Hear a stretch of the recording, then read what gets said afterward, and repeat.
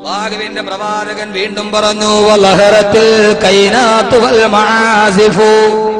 നമ്മുടെ വീട് മുഴുവനും ഖിയാമത്ത് നാളിന്റെ അടയാളമാണ്. വലഹറത്തിൽ കൈനാത്തു വൽ മആസിഫു. ഒറ്റ വാക്കിൽ 21-ാം നൂറ്റാണ്ടിന്റെ 2011 1400 വർഷം മുമ്പ് റസൂലുള്ള പറഞ്ഞ ഈ ഹദീസിന്റെ അർത്ഥം ഒറ്റ വാക്കിൽ 2011 പറഞ്ഞാൽ, റിയാലിറ്റി ഷോകൾ അധികരിക്കുന്ന കാലം വന്നാൽ, റിയാലിറ്റി ഷോകൾ അധികരിക്കുന്ന കാലം വന്നാൽ, സംഗീത ഉപകരണങ്ങൾ വല്ലാതെ വർദ്ധിച്ചു വരുന്ന കാലം വന്നാൽ, അല്ലാഹുവിന്റെ റസൂൽ പറഞ്ഞു, ഫന്തലിരിസാ, നിങ്ങൾ ഖിയാമത്ത് നാളിനെ പരീക്ഷിച്ചു കൊള്ളുക. റിയാലിറ്റി ഷോകൾ അധികരിക്കുക.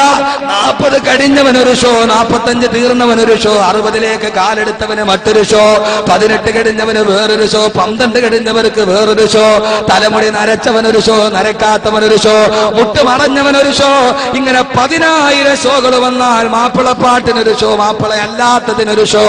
അല്ലാഹുവിന്റെ റസൂല് പറഞ്ഞു, അല്ലാഹു അമാനത്തായിട്ട് ഏൽപ്പിച്ച സ്വന്തം പമ്മക്കളെ അരപ്പാവാട കൊടുത്തിട്ട് ജഡ്ജിമാരുടെ മുമ്പിൽ നൃത്തം ചെയ്യിച്ചിട്ട് അവളുടെ മാംസല ഭാഗം ഇഷ്ടപ്പെട്ടാൽ നിങ്ങൾ SMS അയക്കണേ എന്ന് ഉളുപ്പില്ലാതെ പറയുന്ന ഒരു സമൂഹത്തിന്റെ കാലം വന്ന ആയിഷ ബീവി ഇട്ട, ഖദീജ ബീവി ഇട്ട തട്ടം തലയിലിട്ടിട്ട് റിയാലിറ്റി ഷോകളുടെ സ്റ്റേജിലിരിക്കുന്ന പെണ്ണിന്റെ കാലം വന്ന, പൊന്നുമോളെ എന്ത് കാണാ നീ കാണിച്ചു പോയത്?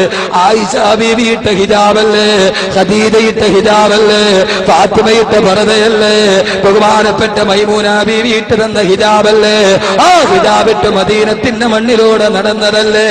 അതേ ഹിജാബ് വിട്ടിട്ട് ഐഡിയ സ്റ്റാർ സിംഗറിന്റെ ബാൽക്കണിയിൽ കയറിയിരിക്കുന്ന പെണ്ണിന്റെ കാലം വന്ന, ഒരു ഉളുപ്പമില്ലാതെ പെൺമക്കൾക്ക് SMS ചോദിക്കുന്ന രക്ഷകർത്താക്ക്, എന്തിനാ പൊന്നു രക്ഷകർത്താക്കളെ സ്വന്തം മക്കളെ വിട്ടിട്ട് വേണോ 40 ലക്ഷത്തിന്റെ ഫ്ലാറ്റിൽ കിടക്കാൻ?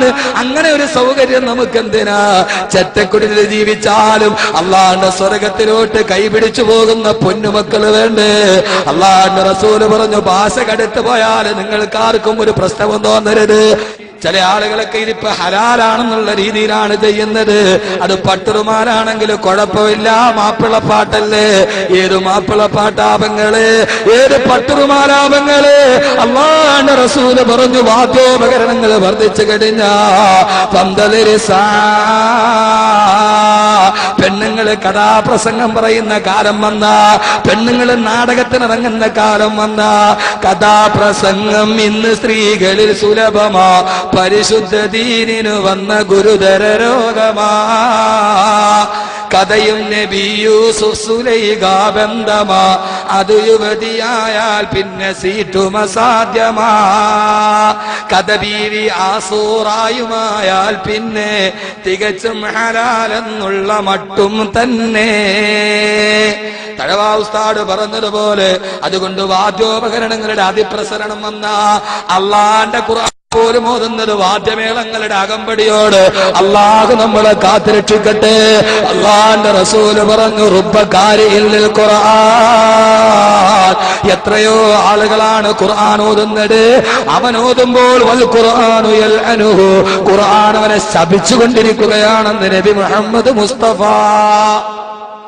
റിയാലിറ്റി ഷോകൾ അധികരിച്ചാൽ, അല്ലേ? ആണോ? അധികരിച്ചോ കുറഞ്ഞോ?